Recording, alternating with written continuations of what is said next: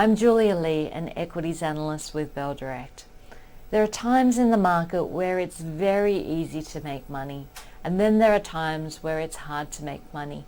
And I think 2015 has been one of those times which have been quite difficult for most investors on the Australian share market. I do need to make clear this disclaimer, so I'll just put this disclaimer up before I go any further.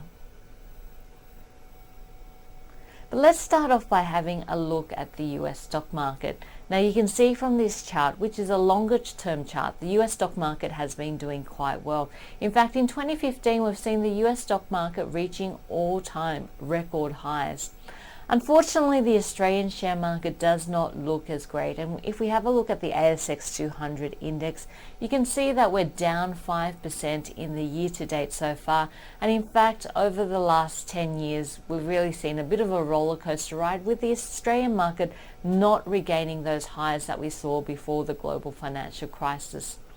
But I want to point out that a lot of the pain on the Australian market tends to be in those large cap companies. And if we have a look at the ASX 200 companies, it's the 200 top companies on the Australian share market on a weighted basis, which means larger companies like the banks, BHP, Billiton, Woolworths, do drive a lot of the performance in this particular index. Comparing the ASX 200 to some of the other indices on the market, and performance has been quite different. In this particular chart, we're looking at the ASX 200 index, which is down 5% for the year to date so far, compared to the mid-cap index, which has been doing pretty well, up by 9%, and then the small ordinaries index, which is up slightly, up by 0.5%. But I think if we have a look at it on an unweighted basis, you'll really start to see the difference in terms of the performance of the many companies listed on the Australian share market. And having a look at these three indices on an unweighted basis, just taking the average performance of all the stocks and companies in that particular index, and this is what you get.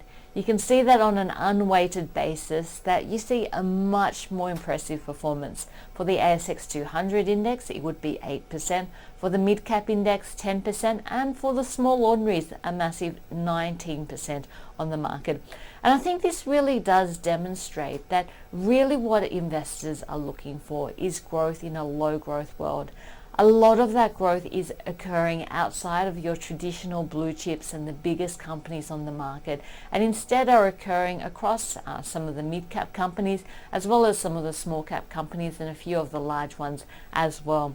So the big question for investors is, well, how do you identify these growth companies in this low growth world? There are a number of things that you can look for, and one of the things that I look for is revenue growth being faster than profit growth. I find that this tends to be a leading indicator of earnings growth. So that's one that I like to keep an eye out for. And of course, there are some well documented studies done on both earnings momentum as well as price momentum to try and locate these growth stocks as well. But you may not be aware, Bell Direct also has a scanning tool available for its frequent traders. And this particular example is using that Bell Direct scanning tool, Strategy Builder. This is a typical growth scan, and in this particular scan, what we are searching for is dividend yield greater than 5%, because we know how much Australians love their dividends and franking credits. Then we're looking for revenue growth. So we're looking for the last half year revenue growth to have been greater than the last full year's worth of results. So we're looking for some momentum in terms of revenue, which tends to be a precursor to earnings. And then finally, we're looking at price momentum. This particular scan back tested, so on a 3-month basis annualized, would have returned around about 35% for the year. Much more impressive than, I guess, the market performances that we have seen for the Australian indices in 2015. But I guess what's even more impressive is that if we put in risk management strategies, and in this particular case we're going to try putting in a trailing stop loss at 10%, so that if the price does start to stall, that we automatically get a trigger to get out of the stock. And if we include that risk management strategy into our strategy that we've done with this growth scan, then the result is much more impressive, going from a 35% annualized return to a massive 62.7% annualized return. So I guess just finally, what I wanted to do with this presentation is really just give you an idea of what's happened in terms of the Australian share market, where the outperformance has been, which is mainly the growth area of the market, and how to locate some of these growth stocks. I think one of the things that a lot of investors have learnt in 2015 is that there has been a lot of momentum, but it's been out of those traditional big index performers, and they've been in the mid cap and the small cap area. Now, frequent traders with Bell Direct can use a scanning tool to try and locate some of those companies, but also I think the point is that if you do look at risk management strategies, this can really lead to outperformance in terms of portfolios. So please make use of some of the tools that you have available at Bell Direct, such as conditional orders, which includes the trailing stop loss order. So finally, just some investing ideas going into 2016.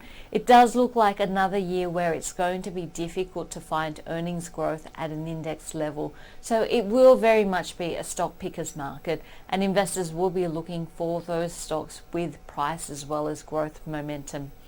I think it's worthwhile talking about cycles as well, because most things do tend to move in cycles. And you are looking for those companies that look like they're riding an uptick in terms of the cycles. The retail sector is starting to look interesting because we are starting to get some good sales results out of companies like Myer and Kathmandu. So that could be an indication that consumer confidence is on the way up in Australia. The milk companies are looking interesting. We know that dairy companies have been doing it tough because of the cyclical low that we've seen in dairy prices. But as prices rise off those lows, so should the share prices of some of these dairy companies.